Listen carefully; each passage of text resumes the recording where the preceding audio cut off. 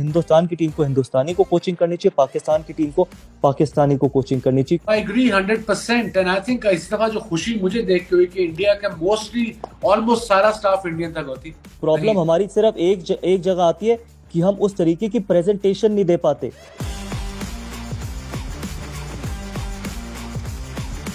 हिंदुस्तान की कोचिंग और पाकिस्तान जैसी टीम देश की कोचिंग सिर्फ हिंदुस्तानी या पाकिस्तानी ही करना चाहिए। और ये मैंने बोली थी तो सबने कहा कि हम गैरी कर्स्टन के अंडर जीते, क्योंकि जो इमोशन राहुल द्रविड़ के पास होंगे वो वाइट टी शर्ट या फिर वो ब्लू टी शर्ट पहनने के वो किसी फॉरेन कोच के पास नहीं होंगे।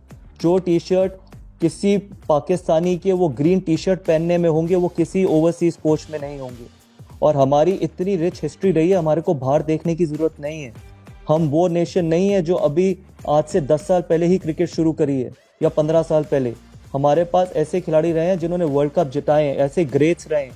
तो उनको अगर वो कोचिंग में आना चाहते हैं तो हिंदुस्तान की टीम को हिंदुस्तानी को कोचिंग करनी चाहिए, पाकिस्तान की टीम को पाकिस्तानी को कोचिंग करनी चाहिए। क्योंकि इमोशन स्पोर्ट्स में बहुत ज़रूरी है कि आप अपने देश अपनी टीम के बारे में क्या सोचते हैं।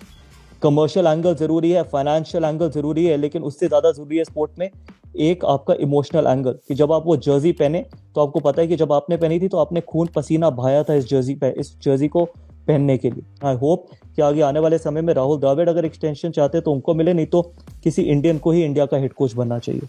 आई एग्री 100% एंड आई थिंक इस दफा जो खुशी मुझे देख के हुई कि इंडिया का मोस्टली ऑलमोस्ट सारा स्टाफ इंडियन तक होती। अगर आपने नोट सारा देखो वर्ल्ड जिस तरीके से वर्ल्ड कप खेलें, इससे ये दर्शाता है कि हमारे कोचेस किसी फॉरेन कोच से कम नहीं है। प्रॉब्लम हमारी सिर्फ एक जगह आती है कि हम उस तरीके की प्रेजेंटेशन नहीं दे पाते। वो लैपटॉप पे वो प्रोजेक्टर पे हम वो इस तरीके की इंग्लिश नहीं बोल पाते। हम वो कॉर्पोरेट कल्चर से नहीं आते। हमारे को ज़मीन पे काम करना आता है, हमारे को ग्राउंड पे जाके मेहनत करनी आती है, हमारे को अपने इमोशंस दिखाने आते हैं, चाहे वो हमारा देश हो चाहे वो पाकिस्तान हो। हमारे को वो बड़ी बड़ी बातें करनी नहीं आती।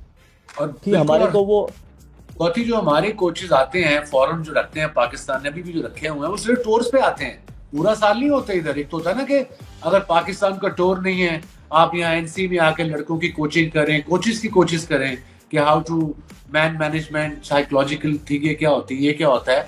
वो टूर से चले जाते हैं और टूर से 5 दिन पहले आ जाते हैं। तो उन्होंने तो लड्डू खिलाए हुए हैं हम सबको। और आपने देखो पूरा हमारा जो सपोर्ट स्टाफ है इंडिया का, सारे Indian, Vikram Rathour, Paras Mhambrey, Rahul Dravid, fielding coach Indian, सब कुछ इंडियन। और आज से 10 साल पहले सारा फॉरेन कोचेज होते थे। क्या फर्क पड़ गया? आज भी इंडिया की उतनी बेहतरीन परफॉर्मेंस है, आज भी इंडिया वर्ल्ड में one of the top sides है। तो इसलिए आई थिंक वक्त आ चुका है।